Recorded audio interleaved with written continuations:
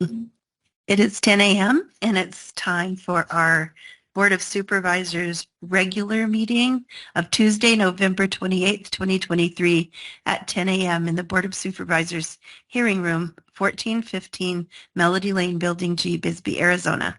Pursuant to ARS 38-431.02H, the public will have physical access to the meeting place 15 minutes prior to the start of the meeting.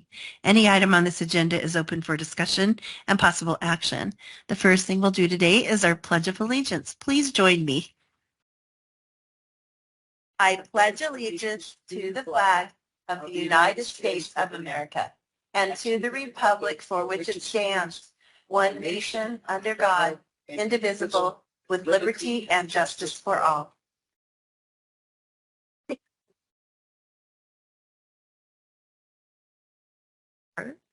Thank you. The board may vote to, the order or deletion of any item on the agenda is subject to modification at the meeting. The board may vote to recess into an executive session for the purpose of obtaining legal advice from the board's attorney on any matter listed on the agenda pursuant to ARS 38-431.03A and 3. We'll begin with roll call. Supervisor Crosby, District 1. Supervisor English is District 2. And I am Supervisor Judd representing District 3. Members of the public may attend this meeting via Microsoft Teams computer and mobile app or via phone by calling 602-609-7513 or 888-680-6714.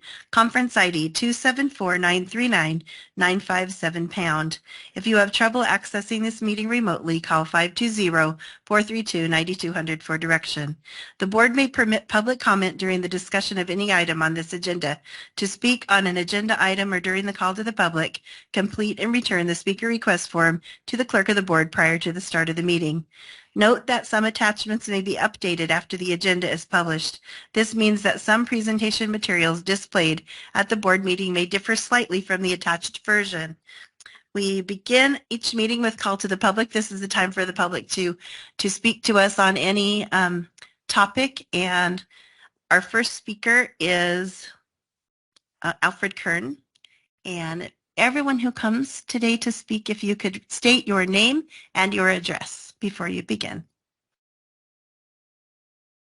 While he's making his way, we're not allowed to make comments during or answer questions during this portion of the meeting. Okay, Alfred. Okay. Well, been here before. And I tell you, it's my understanding that our taxes pay your salaries. You have done nothing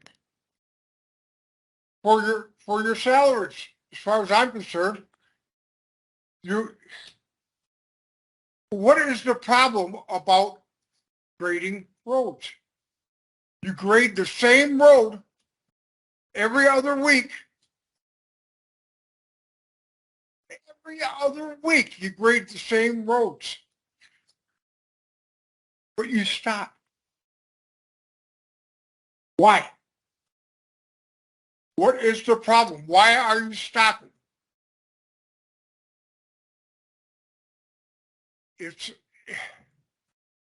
I tell you, it's really frustrating when you see Cipriano, Mateo, Madrone. Those roads are getting graded. But as soon as he gets to County Principal, there's nothing. Nothing gets done. We have over 30 homes on that road, and nothing gets done. San Mateo, one house. Madrone, same thing. Cipriano, none. There's a water tank. But yet they get graded. What is the problem? Figure out what the problem is. Let me know. How many people here have had their issues addressed? As far as I know, none. You know, the election is coming up in another 11 months.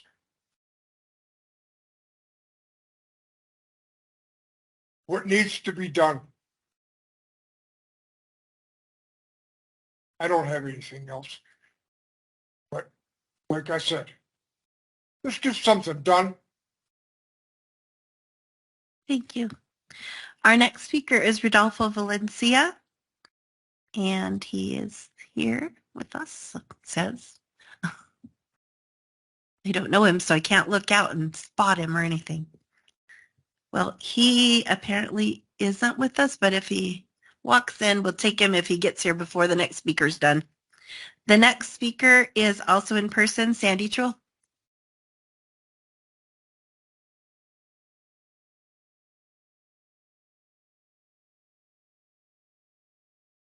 Hello, Sandy Trull from Sierra Vista.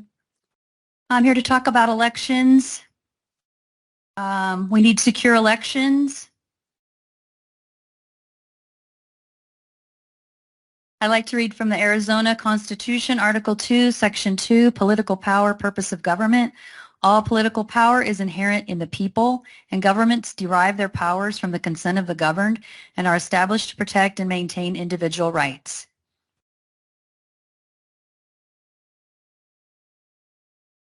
The board needs to reestablish the 55 precincts, remove third-party corporations from our elections, ban the machines.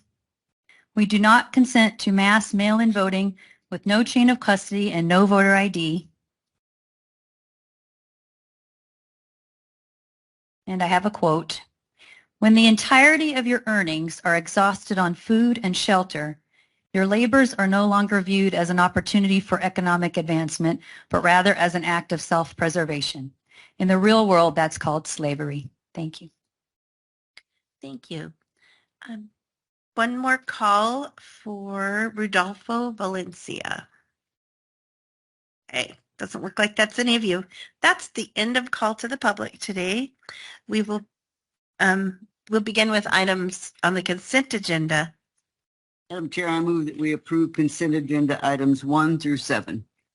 I would like to remove item number 5, but I can make a counter motion, which is I move that we approve consent agenda items 1 through 4 and 6 through 7, or 6 and 7. Item 5, there's a plan for item 5. We're not going to talk about it today. Can I just say that right now? Go ahead and well, now we have a stalemate. Well, there was no second to my motion, so it dies. Oh, both motions. Okay. I'm going to second Mr. Crosby's motion. I'm not sure I need a second, but that's okay. To approve the consent approve agenda, those. you need a second. Oh, okay, that's fine. We're going to approve those items except number 5 on the consent agenda.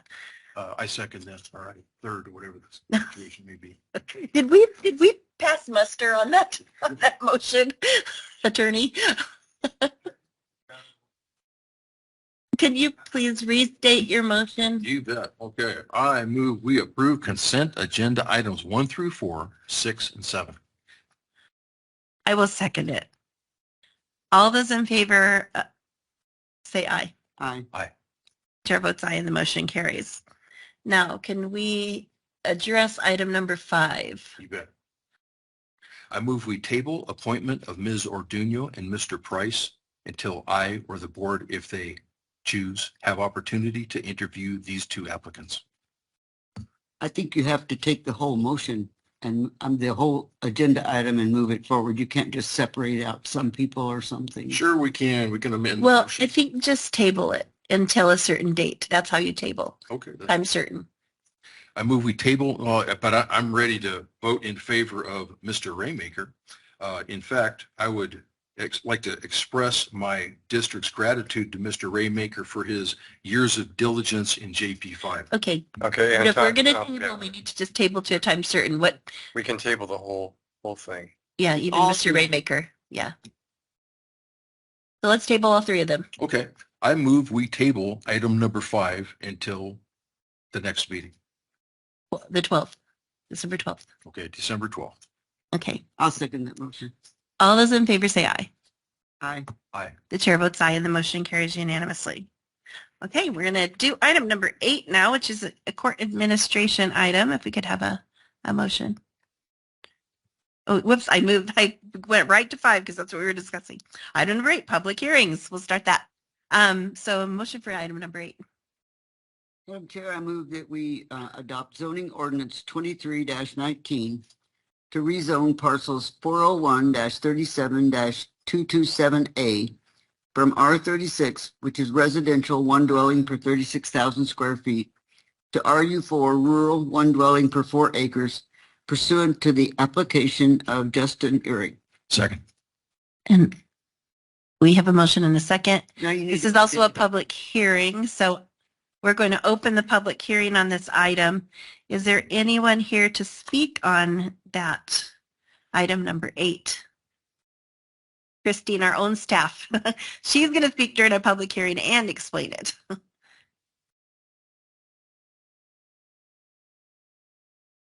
Good morning. This is an applicant-initiated rezoning request. The applicant is Justin Ehrig. The current zoning is R36, residential, one dwelling per 36,000 square feet. The proposed zoning is RU4, rural, one zoning per 4 acres. The land use category is D rural. There is no area plan. There is currently an RV on site for residential purposes. This is not a permitted use because there is no established principal use. The applicant wishes to construct a tiny home on site. Tiny homes are permitted uses within RU4 zoning. Here is the location. It's a little east of Highway 191 near the checkpoint. The parcel number is 401-37227A. It's 5 acres in size. Here is the general location. It's within the former Sunsites Ranches 4 subdivision, which was originally platted in 1968. All parcels are 2.5 acres in size. And you can see the subject parcel is a double lot. Access is difficult in the subdivision. Roadways are dirt, private roads. Very few parcels have been developed to date. Here is the zoning. The entire Sunsight subdivision was zoned R36 at the time of plat. In this graphic, it's blue color. The subject parcel is approximately 325 feet from the nearest rural zone parcel, which is directly to the west.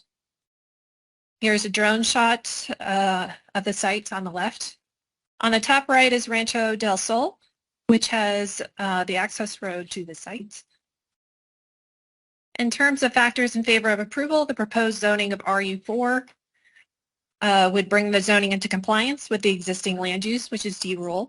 The proposed RU4 zoning is more appropriate than the existing R36, given the condition and extent of existing utilities and infrastructure. And the request complies with all applicable rezoning factors used to analyze rezoning requests. In terms of factors not in favor, we did receive a couple letters of opposition. And although this request is not directly contiguous to RU4, it's near. And again, the applicant proposes a residential use on the site. However, rural zoning is less restrictive in terms of permitted uses in residential zoning. Here is another drone shot of the site. Based on factors in favor of approval, the Planning and Zoning Commission unanimously recommended forwarding approval of the rezoning request to the Board of Supervisors at the November 8, 2023 meeting. Staff also recommends approval for the rezoning of parcel 401-37227A from R36 to RU4. That concludes my presentation. I'm available for any questions. I have a question. It's pretty rural out there and vacant land. And can you tell me why 2 people didn't want this to happen? Well, one was the difference between residential and rural zoning. Rural does allow more uses than residential, and one of the objections was this should stay residential. The other was this is a code enforcement case. There is a RV on site, and the other person objected to that being there. So the code enforcement case, though, doesn't have anything to do with the rezoning. That the code enforcement case can move forward. It can. Typically, we put it on hold when there is an action in place. In this case, we have the rezoning request. The applicant does intend to pursue an opt-out building permit following a rezoning if successful. Well, I'm personally always glad when people come in and want to take these little tiny plots that the state allowed to have before we did planning and zoning, because you can't do anything with them. They're not big enough to, and there are no utilities, there's no infrastructure. Correct. Okay, thank you.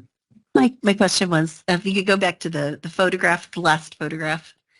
So it looks like there is, which one is the subject property? Is that the one back here where the little driveways are, the one to the right? And is that a home? No, there's like a little Or- RV on site. Okay. Maybe a couple actually. There's no site-built homes in the area. Okay, because it looks like they have a neighbor on this picture with my limited vision, the one up by the road, Yeah, if I were to put the parcel boundaries, that's actually all on the his same property. He's got 5 acres. Okay, so they've got quite a lot going on there. Well, let's get them into a home. How long can somebody stay in an RV in this situation? If they're past their time that allotted where they can be temporary? What is that time period? As long as they're constructing a home, generally the permit for the temporary use, which would be an RV, would remain active as well Okay, so it could be indefinite. until the home is constructed. Yes. Okay, thank you. I have one more question. Do they have to come back like annually or 6 months? I think I remember us putting that into regulation that, Generally, it's about 6 months. They can Okay. extend the permit online.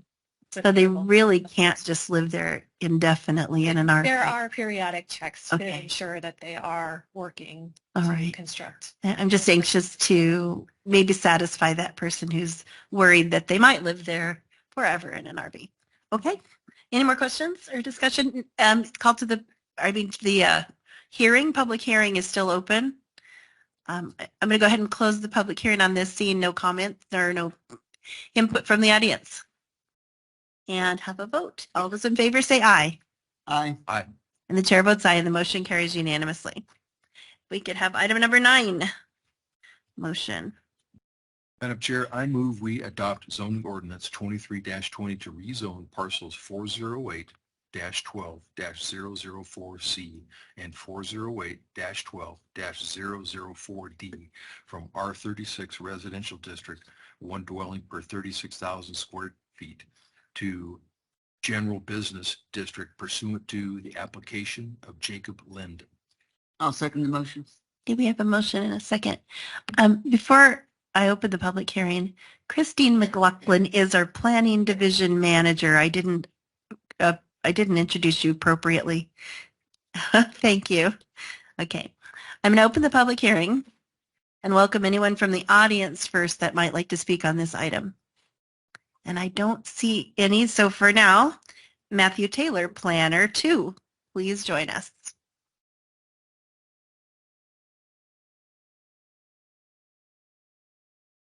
Madam Chair, Supervisors.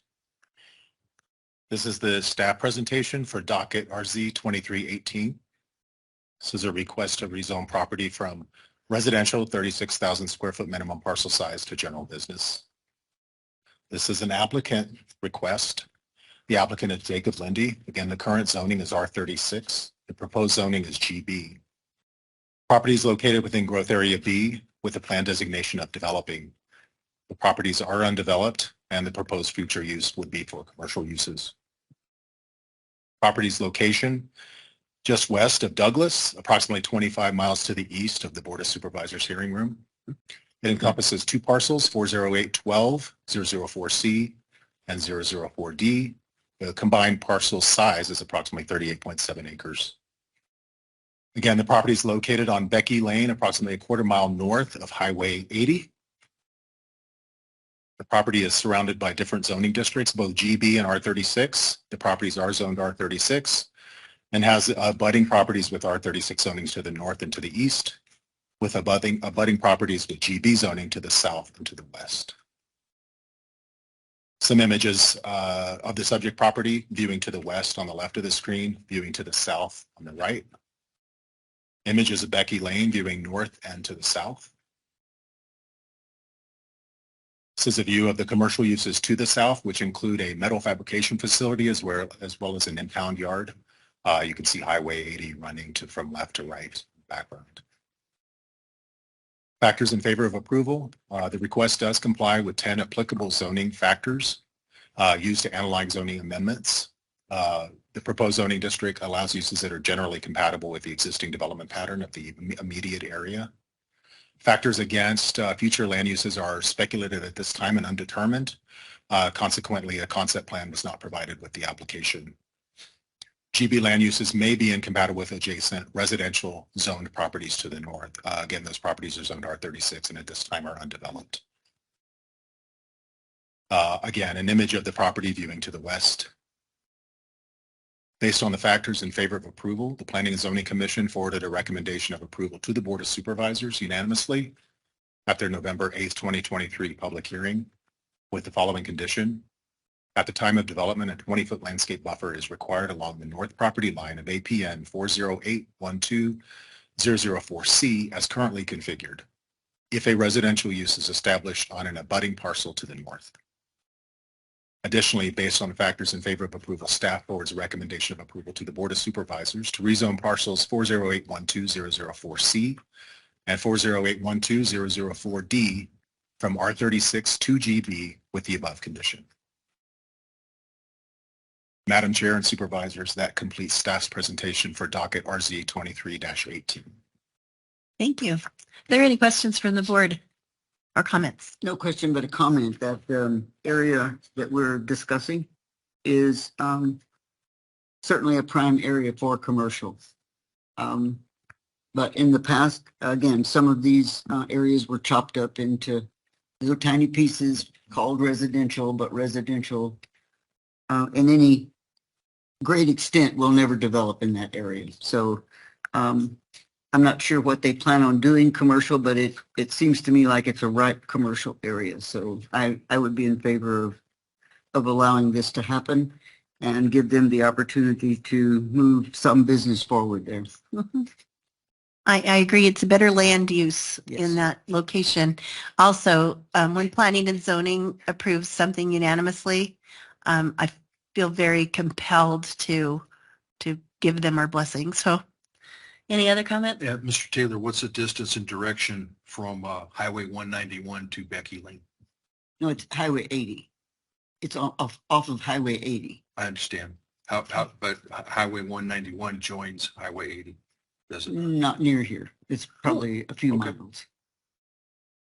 This This is is closer out- to Douglas. Okay, I thought this was, the purpose of it was to take advantage of the port of entry. Well, they may, because this is located in an area before the road that will access the port of entry on Highway 80.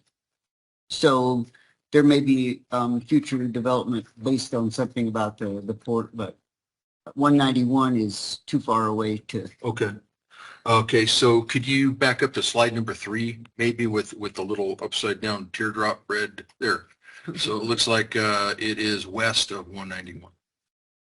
Madam Chair, Supervisor Crosby, that is correct. I don't have the exact distance of the subject property. I was curious, and this map didn't really depict it, so that's why I asked.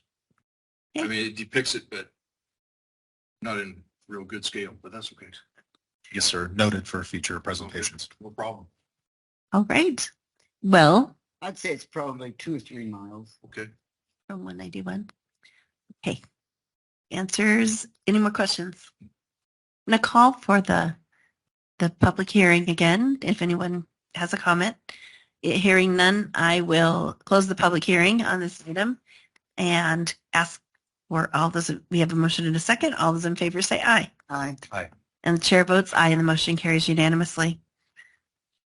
We're on item number 10. If someone could read that. It's your turn. Madam Chair, I move that we adopt zoning ordinance 23-21 to rezone parcel 116-06-032A, previously described as parcels 116-06-028 through 116-06-032 from SR 22, single household residential district, 1 dwelling per 22,000 square feet, to RU4, rural district, 1 dwelling per 4 acres, pursuant to the application of Phyllis Pizzi. Second. Okay, we have a motion and a second. to open the public hearing on that item. If there's anyone that would like to speak on that item, you're welcome to come forward now. Don't see any, and we'll move ahead again with Matthew Taylor, Planner 2. Madam Chair, Supervisors, this is the staff presentation for docket RZ 23-20 to request to rezone property from single household residential minimum parcel size of 22,000 square feet to the rural district with a minimum parcel size of 4 acres. This is an applicant-driven request. The applicant is Phyllis Peachy. Again, the current zoning is SR 22 and the proposed zoning district would be RU4. Property is located within growth area D and is designated rural by the plan. Property is generally undeveloped with the exception when I was there was a vehicle and a storage building there. Proposed use would be a single family residence. Again, the property's location, it's approximately 60 miles north of the Board of Supervisors hearing room. Encompasses parcel 11606-032A. As proposed, the parcel size is 4.5 acres. Again, the property's location at the southeast corner of Eastland and Central Roads with also a third frontage on Victory. This property is located approximately 1.7 miles to the west of Highway 191. Again, the zoning map showing the predominant residential zoning districts, RU4 to the north and the west, or SR22 to the east and to the south. Images of the subject property when visiting the sign at posting. Images of Eastland, Central, and Victory, showing that those are unimproved roads. Factors in favor of approval: complies with 8 applicable rezoning factors used to analyze zoning amendments.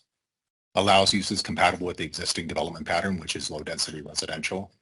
Additionally, as the board is well aware, this would be a downzoning.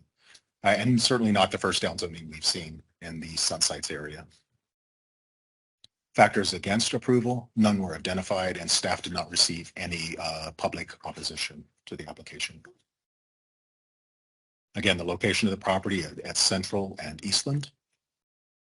Based on the factors in favor of approval, the Planning and Zoning Commission forwarded a recommendation of approval to the Board of Supervisors unanimously at their November 8th, 2023 meeting.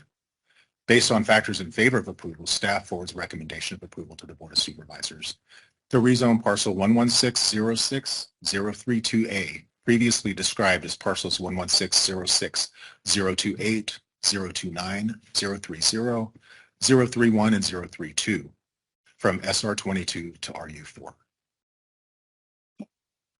Well, thank you. Is there any other comments or questions by board members? Not at this time, thank you. I can't think of any reason why I would Either. disapprove a downzoning. So once again, any call for the public hearing? Hearing none, I will close this public hearing and call for a vote. All those in favor say aye. Aye. The chair votes aye and the motion carries unanimously. There were 3, but there's a lot of papers here, so I'm a little confused. So action items of the Board of Supervisors are next, item number 11. And Ann, if you would. Yes, Madam Chair, I move that we approve the Community Enhancement Fund expenditures for District 2 in the amount of $2,800 for the county's portion to reimburse the City of Douglas for the purchase of fencing around the Douglas Municipal Airport to prevent animals from entering the property. Second. Now, a little explanation. The cost of this fencing was actually divided among the 3 participants, which was the rancher that owns property next to it, the city, and the county. And as we know, animals, deer, cows, anything, should be kept away from a municipal airport or any airport. These were marauding. The deer are still there, but you can't put a fence high enough to keep the deer out. So at least we're doing our part to help keep the aviation safety in Douglas. So I ask if you would please approve this. Okay. Any comments? I don't have any. I just want to say good job. That sounds like a worthy use of community enhancement funds. Okay, so we have a motion and a second. All those in favor say aye. Aye. Aye. And the chair votes aye and the motion carries unanimously. County schools. So if we could have a motion and Ms. Clay approach. Madam Chair, I move we approve an intergovernmental agreement, IGA, with the Arizona State Board of Education through the Arizona Department of Education, ADE, to provide an ADE employee located within the office of the Cochise County School Superintendent, CCSSO, effective upon signature through June 30th, 2028. I'll second the motion. Yeah, we have a motion and a second. So before you start, this is Jackie Clay, our Cochise County School Superintendent. I didn't have to look at her name. I know her very well. We had certified the Wilcox bond election just recently. And in that, 3 of us, 2 staff and myself, were able to attend your office and got a wonderful tour. And I want to just, as way of introduction, say thank you for your hospitality and for the neat things that you're doing for our county and our kids. Okay, now I'm going to allow you to speak about your item. Thank you, Madam Chair and Supervisors. In collaboration with the Department of Education and the State Superintendent, we will provide educational services to Cochise County, Graham-Greeley County, and Santa Cruz County. This person will be a liaison for the Southeast Arizona to the Department of Education to help facilitate, but not limited to, required AD trainings and teacher certifications.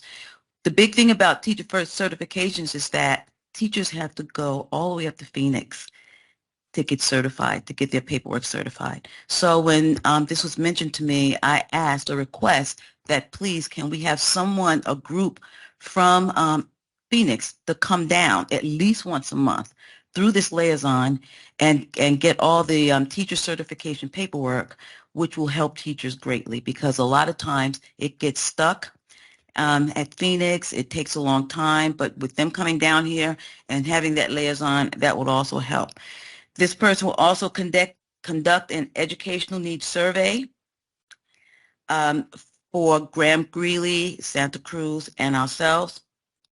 The County Superintendent's Office is one of 4 educational service agencies, which is ESA, in the 4 counties, in the 4 corners of the state to participate in this. So the thing is, we have the 4 corners of the state of Arizona, and they're all very rural. In the middle, of course, you have Maricopa and the cities. But what happens a lot of times, it's hard to get those services in the 4 corners. So Cochise County ESA or Cochise County Superintendent's Office was chosen as one of the ESAs to provide the services and be a liaison in these areas. Are there any questions? How much time will this ADE employee spend in Cochise County? Well, it's to 2028, and they will be full time. So you have to provide an office for them? Yes, we do. We have that already. You're always wanting more space, so I'm wondering, okay, Jackie. Well, that's going to give me some. That's going to give me some more space. But yes, we have a small desk, and they will be working on and taking all of community development spaces, so there's no more space over there. Yeah. No, not They yet. put them in the yard. I don't have that yet. I am requesting that area, but I don't have that yet. No. Back up. I'm trying. So this is no cost to the county, just except for the space, utilities and things like that. And will they be in the office all the time, or will they be traveling between schools and things like that? They'll be under my supervision, and they will be utilizing the same space, et cetera, that everybody else. So they will be part of our team. We're looking at hiring someone local. We have over 50 applications. We're looking at, if approved, to start interviews next week. Okay. Well, now I have a question. You're looking to employ, but it says that it's an ADE employee. Wouldn't they employ the person, not you? Well, the agreement, was basically, you give us the money, you give us the equipment, we will provide the person, and that person will become the liaison. That isn't what it says here, to provide an ADE employee. Yes, that person will be working for ADE. ADE will be paying them, but they will be in our space. ADE will be paying them and providing the benefits and the equipment. We will just provide the space. Are we off track? Well, not on the item, but does this say something different than that's happening, in your opinion? No, no, it doesn't. It Okay, sounds like so I think we'll be okay. we're going to do the interview, hire, and AD will consider that their employee, right? Yes. They'll just be basically hiring someone from here, which is a bit good. That's Yes. positive. Yes. So- They will be working for ADE, but under our supervision. Okay. Well, here we are. Are we ready for a vote? Do we have more comments? Okay, hearing none. All those in favor say aye. Aye. The chair votes aye and the motion carries. All right, Thank you. thank you. Development services, item number 13. And the applicant has requested to have this item removed. So that will not be discussed today. Item number 14 is a finance item. Can we have a motion? Madam Chair, I move that we approve the interfund transfer from Fund 224, Health Department Arizona Prescription Drug Overdose Program, to Fund 109, Fleet Management, in the amount of $28,000 for the purchase of a vehicle. Second. Okay, we have a motion and a second. Juan Frisbee, he's our budget manager, and he will describe this to us. Madam Chair, members of the board, this is an interfund transfer from Fund 224, which is from Health, to our Fleet 109 Fund, which requires your approval. We have sufficient funds, but Fleet Fund would not have sufficient funds if we don't do this transfer. Is this a vehicle for the health department for their use, or just so that there's an extra vehicle? Correct. It's a vehicle for the health department, specific for this fund. I do not know all the details. However, we do have the health department. Well, the health who could department answer. can't buy the vehicle because Right. they haven't gone out, so Yeah, it's wise to transfer the money to let Fleet. the fleet department, who already has contracts in place. Okay. However, it makes sense, even though I had a question. So is there any other comments? No. Okay, hearing none. All those in favor say aye. Aye. The chair votes aye and the motion carries unanimously. Thank you, Mr. Frisbee. Madam Chair, Yes. I might have been spacing, but did we skip 13? Yes, Okay. the applicant She removed removed 13. the item. Yes. Forgive me. The applicant requested the item be removed. Okay, item number 15. Can you give us that, Mr. Madam Chair, Frisbee? I move we approve Amendment 2 to the Intergovernmental Agreement, IGA CTR 055990, COVID-19 health disparities between the Arizona Department of Health Services, ADHS, and Cochise County Health and Social Services to reduce the budget per ADHS price sheet through May 31st, 2024. I'll second the motion. Okay, we have Rafael Melendez, our financial officer for the health. Thank you, Madam Chair. Thank Members you. of the board, good morning. We are requesting you once again approve amendment number 2 for the approve the new amendment for this IGA. The initial IGA was approved on August 2021. Amendment 1 was approved on March of 2023. And basically what's going on right now, it's this amendment will reduce the budget.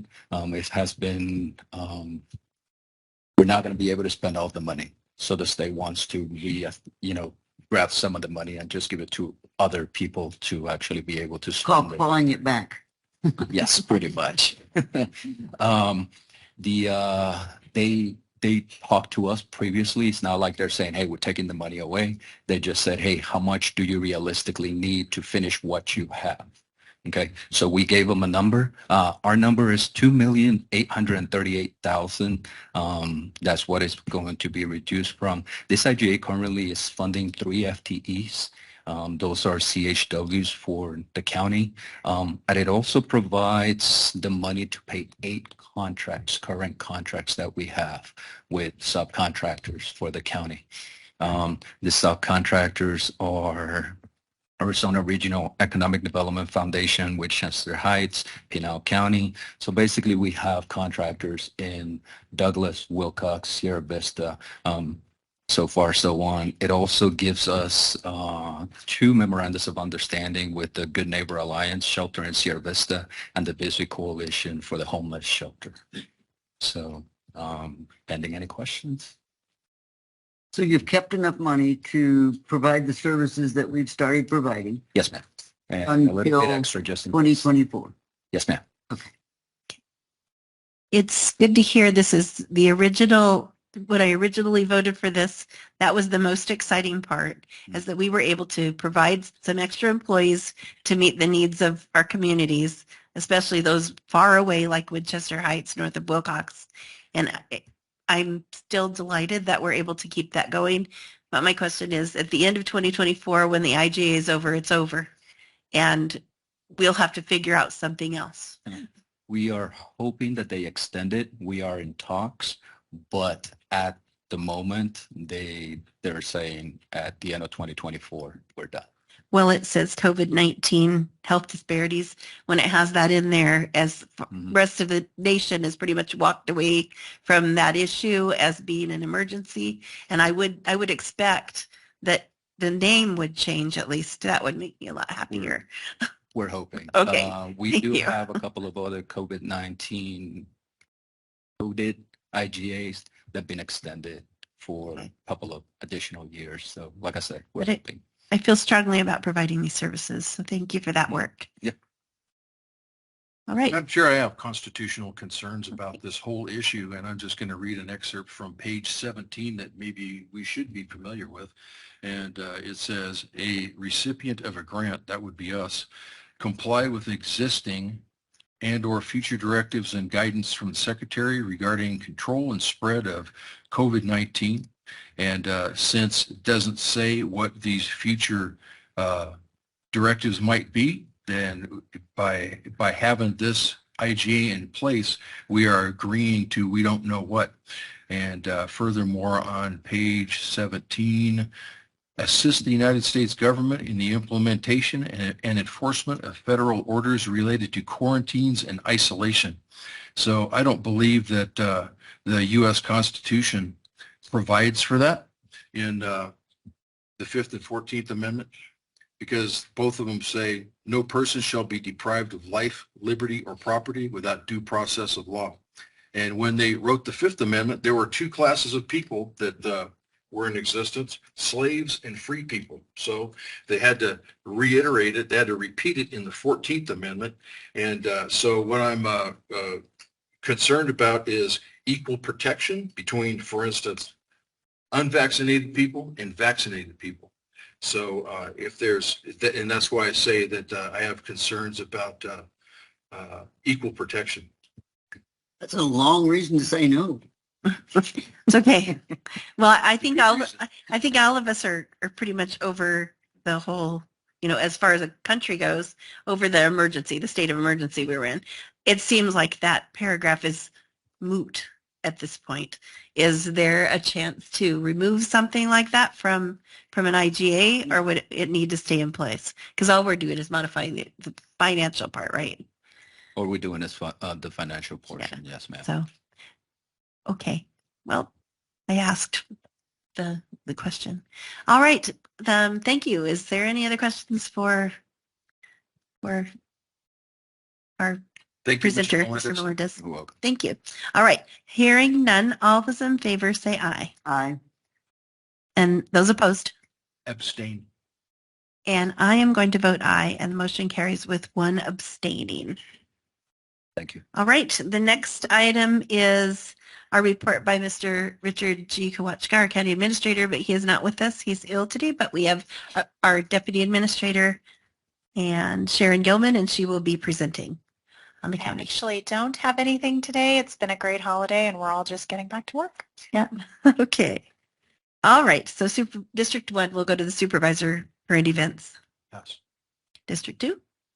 I want to compliment the city of Douglas for all the events that they have been putting together to bring the community together, you know, and whether it's more decorations, whether it's the tree lighting ceremony with lots of local talent, you know, they had a fantastic light parade that had over 40, maybe 45 entrants. And so I want to comment, I want to say thank you to the community of Douglas because it was, everything they did was for the community. There were no outstanding people. It was a community event, and it's hard to put those together without someone, you know, standing out as the star. So thank you, Douglas. Well, that was lovely. It reminded me of ours, which is coming up. And it's always good when small communities put their efforts together.